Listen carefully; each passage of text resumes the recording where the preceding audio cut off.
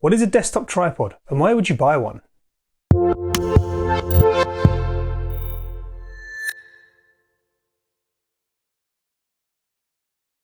Hi all, my name's Tom Fricker. Welcome back to my YouTube channel.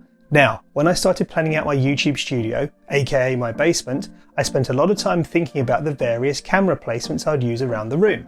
For two of them, I could use my regular tripod just to place a camera on and point it at me. However, I decided I also wanted a placement at my desk. And that's when I needed to start thinking about how I'd actually hold the camera. I didn't really want to be in a situation of having to jam the camera in and out of the side of the desk every time I wanted to record something. And that's when I decided I need to place the camera on my desk.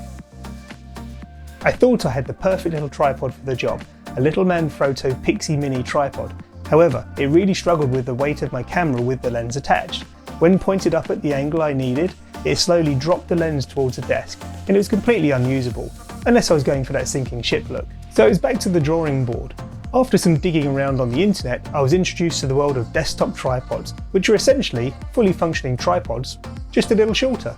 They generally have all of the factors you'll find on a regular tripod: ball heads, quick release plates and adjustable legs. However, they max out at a height of around 50 centimeters or 20 inches.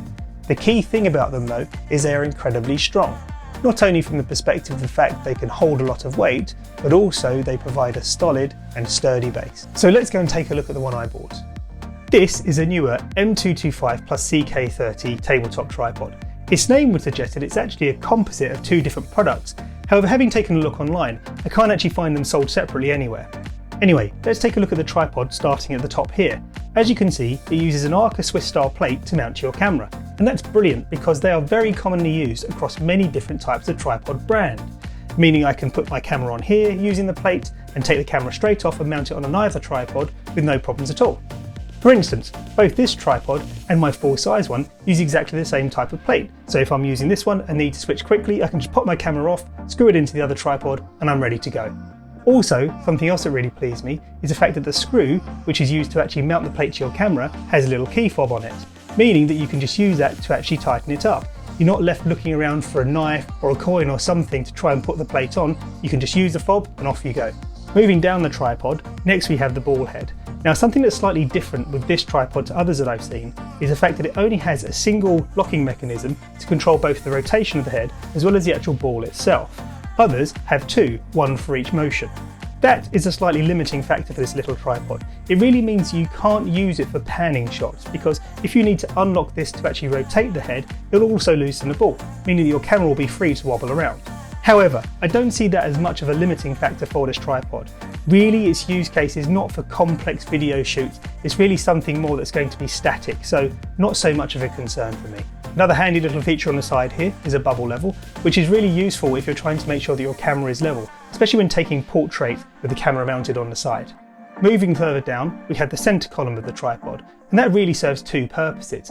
Firstly, and the most obvious, is to add a little extra elevation to the tripod, but it can also be unscrewed, removed and remounted upside down in the tripod to be able to then mount your camera between the legs and get a super low angle shot, virtually ground level, and that's really, really useful. Moving on, we have the leg hinges, and they have three fixed positions. At the flattest, they give you the lowest configuration of this tripod in an upright mode.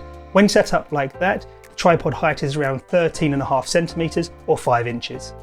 The legs can then be moved down to two further configurations, and at their narrowest, they'll give you a little bit of extra elevation, but that is compromising stability a little, so generally I always leave these in the middle position when filming.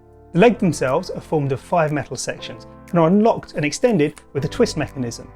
Generally with tripods, I would usually avoid this type of mechanism, as over time and use, it can actually become a bit wobbly and that can compromise the stability of your tripod. However, with a small compact tripod like this, it works well because it doesn't take up any space, meaning that the legs can be really short when collapsed. As you can see, twisting the legs anti-clockwise unlocks them and enables you to extend them, and you can feel the clicks as you go around to really enable you to tailor the length and open them up as much as you like. Then you can just push them closed, twist them clockwise and they're locked again. And finally at the bottom here, you have the tripod feet. Not the most interesting part, but the one thing I will say about them is they're made of really heavy duty sticky rubber, and that means they're going to give you that little bit of extra stability when using this tripod. They really seem to grip the surface they're standing on. And now we've looked at the structure of the tripod, let's go to the desk and take a look at some of the other specifications. As previously mentioned, with the ability to mount a camera to the underside of the tripod, you can create shots that are virtually at ground level. In a normal setup, you can achieve heights that range between the previously mentioned 13.5 centimeters or 5 inches at its lowest, up to around 50 centimeters or 20 inches at its fully extended height. Where my little Manfrotto tripod fell down, literally, was in its ability to be able to hold my camera steadily. This has no such issues. It is rated to be able to hold payloads of up to 5 kilos or 11 pounds, and my Sony a7 III with lens mounted only actually comes in about 1.1 kilos or 2.5 pounds, so absolutely nowhere near the limit. I've had no issues with this tripod at all, and it's interesting to read online that people are putting very heavy setups on this little tripod and using it successfully. For instance, there's a review where somebody's putting on a camera and a 70-200mm telephoto lens and having no issues at all. When you consider how front heavy that setup would be and the fact that the ball head on this little tripod can handle that, it's a real testament to the stability that it can provide you. So what exactly is this tripod useful for? Undoubtedly it makes an excellent base to mount a camera and your setup on and place on a desk, but what other uses could it have? One thing in my view that it's certainly not is a travel tripod. I've seen some reviews on YouTube that describe it as that, and also some write-ups online, and I really don't think it fits the requirements of something you'd want to take away with you. A travel tripod certainly needs to be light, but also it needs to be fully functioning, and this little tripod just doesn't have the height. In comparison to my travel tripod, the height versus weight ratio really just doesn't stack up. The little Neewer tripod weighs in at 700 grams, or around 1.5 pounds, and gives you a maximum height of around 50 centimeters or 20 inches.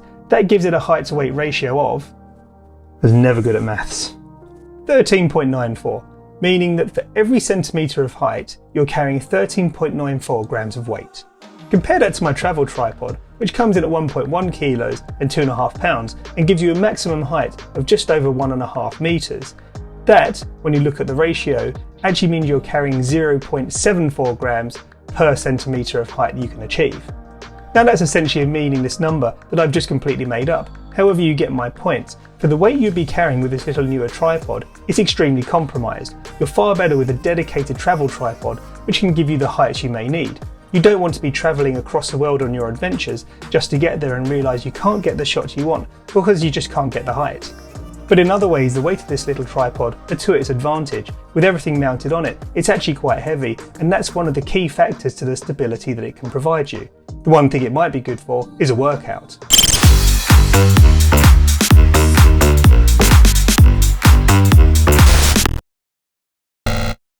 Anyway, with its unique perspective and stability, this really is a little tripod that can provide you with an alternative view. And that, in my view, is this tripod's use case.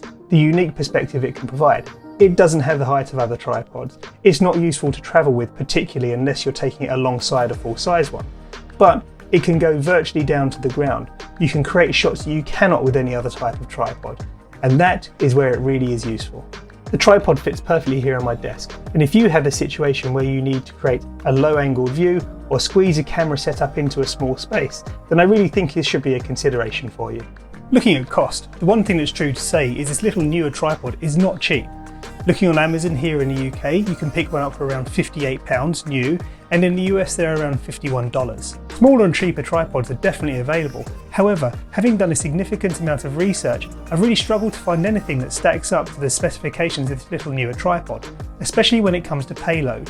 The majority of them seem to really top out at around 2 kilos or 4.5 pounds of weight that they can carry, and I think I'd really be concerned as to whether or not one of those could carry a heavy camera with a heavy lens on front, or whether, like my little tripod originally, they would fall over.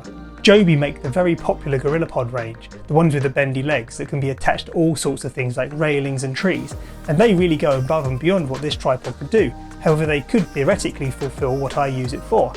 I've owned one of these in the past, and to be honest with you, I found it a bit painful to work with, especially when it came to levelling it once you'd bent it in all kinds of shapes. And also, looking on their website, the top of the range tripod only holds 4 kilos, whereas a newer one can hold 5.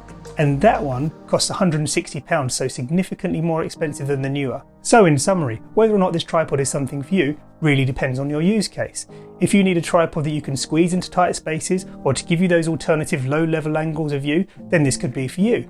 Or, like me, if you need to place your camera on a raised platform, again, it will work perfectly. Whatever you use it for, the one thing I do think is it will give you a very strong and sturdy base. Construction wise, I cannot fault this little tripod. It is a very good quality. It has a very strong and sturdy construction and really gives you confidence in the fact that it can hold a decent sized rig very steadily. Overall, I'd definitely recommend this little tripod to anybody who fits one of those previous use cases. It is a great little addition to sit alongside a full size or travel tripod. I would not make it your only one though. And that's it for today's video, folks. I hope you enjoyed it. If you did, please consider liking and subscribing. And if you have any questions or feedback, please leave them in the comment section below. And until next time, have a great day.